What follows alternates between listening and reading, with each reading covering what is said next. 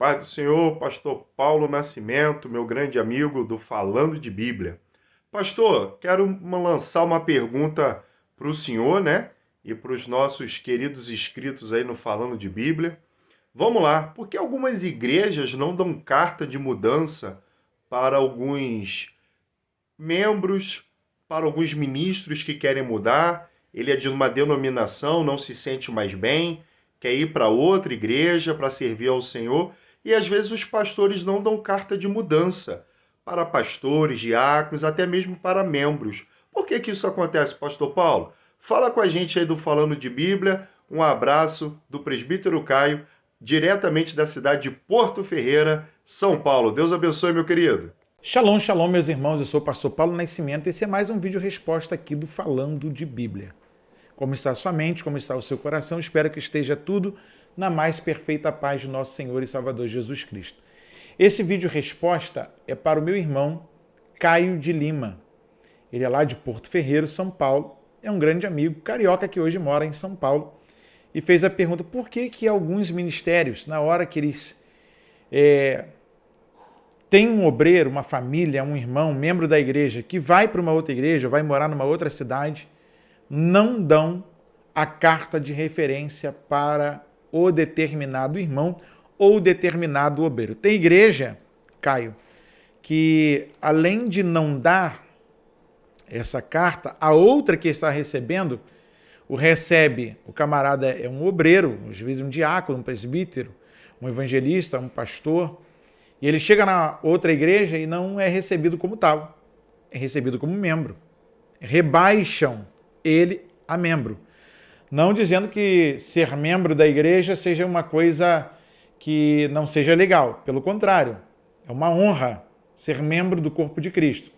Só que se a pessoa é obreiro e ela tem bom testemunho, se ela de fato é aquilo que está falando e comprova por ata, por documento de igreja, sua data de ordenação, para que fazer isso?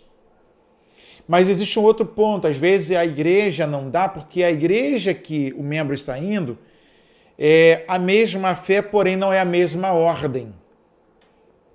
Às vezes as ordens de culto e de estatuto são parecidas, mas não é a mesma fé. Por isso não dá. Eu tenho as minhas desconfianças nessa situação toda. Por quê? Porque ninguém é obrigado a ficar em uma determinada igreja local. Principalmente quando a igreja não nutre o rebanho com a palavra de Deus de forma pura. E o que a gente mais vê hoje são pessoas saindo de igrejas que eram próximas da sua casa para congregar longe, pelo menos para estarem perto da Bíblia. Longe de casa, porém perto da Bíblia. E eu sempre digo e faço coro com o que o reverendo Augusto Nicodemos Lopes fala e o reverendo Hernandes Dias Lopes fala. Congregue em uma igreja bíblica. Não é porque a igreja é perto da sua casa que você deve congregar nela. Você precisa ver e apurar se aquela igreja é uma igreja bíblica.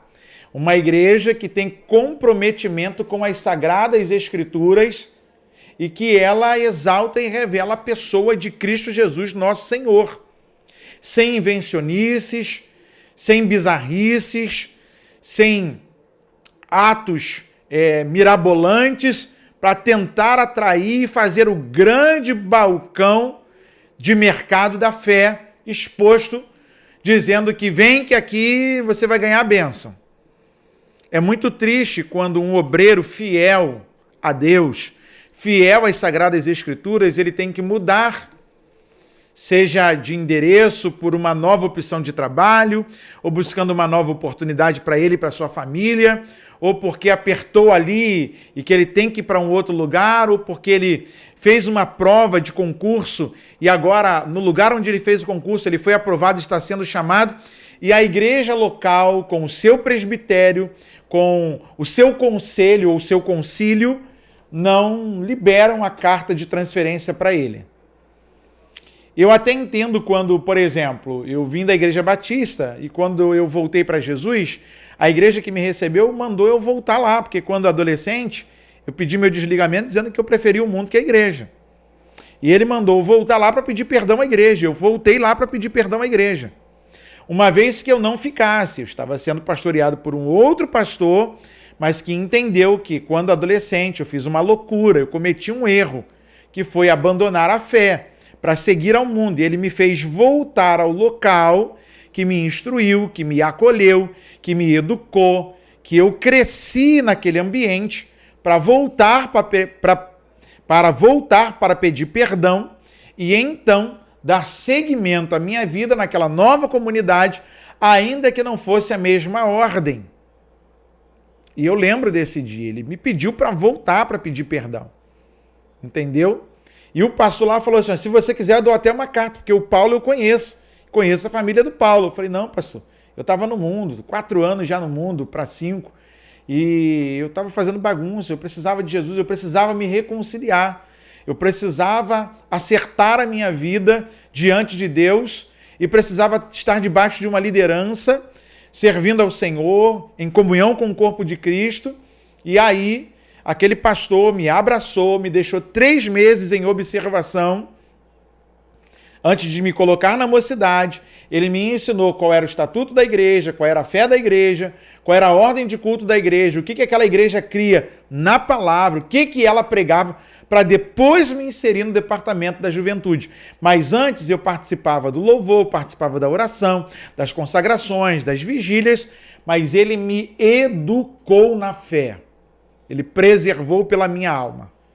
Só que falando de Bíblia, segunda carta de Paulo aos Coríntios, capítulo de número 3, verso de número 2, Paulo diz assim, vós sois a nossa carta, escrita em nossos corações, conhecida e lida por todos os homens, porque já é manifesto que vós sois a carta de Cristo, ministrada por nós e escrita não com tinta, mas com o Espírito do Deus vivo, não em tábuas de pedra, mas nas tábuas de carne do coração. E é por Cristo que temos tal confiança em Deus. Não que sejamos capazes por nós de pensarmos alguma coisa, como de nós mesmos, mas a nossa capacidade vem de Deus, o qual nos fez também capazes de ser ministros de um novo testamento, não da letra, mas do Espírito, porque a letra mata, o Espírito vivifica. Então a gente vai entender que Paulo está dizendo para a igreja de Corinto que a nossa vida ela é uma carta viva. O mundo nos lê, a nossa congregação nos lê, aonde a gente passa as pessoas fazem leitura da nossa vida e que, na verdade, somos escritos não com tinta, mas com o Espírito do Deus vivo. Não em tábuas de pedra, mas em tábuas de carne do coração. E é por Cristo que temos tal confiança em Deus. Ou seja, a maior carta que nós podemos ter é o nosso bom testemunho. E aí eu digo para você, irmão Caio, que essa seja a dúvida de muita gente ao sair de uma congregação para outra. Porque existem muitos fatores que fazem a gente deixar uma determinada congregação, uma determinada igreja, para seguir para outra, seja uma mudança de endereço, seja uma nova oportunidade de serviço, ou até mesmo porque aquela igreja não prega mais o evangelho genuíno. Só que a carta viva sou eu, é você. Às vezes a gente se preocupa com um pedaço de papel, que na verdade pode até ser interessante, mas que pode não ser a garantia do bom testemunho quando a outra pessoa chegar lá. Às vezes a outra pessoa chega sem carta nenhuma e quando vai conviver bem, vai dar bom testemunho. E a outra que chegou com carta vai fazer um inferno na vida dos outros. Mas que a nossa vida seja o maior exemplo, maior carta de testemunho vivo da parte de Deus. Deus abençoe a todos os nossos irmãos seguidores do canal e que nos acompanham aqui. Mande a sua pergunta como o nosso irmão Caio de Lima e nós vamos aqui fazer o vídeo resposta falando de Bíblia.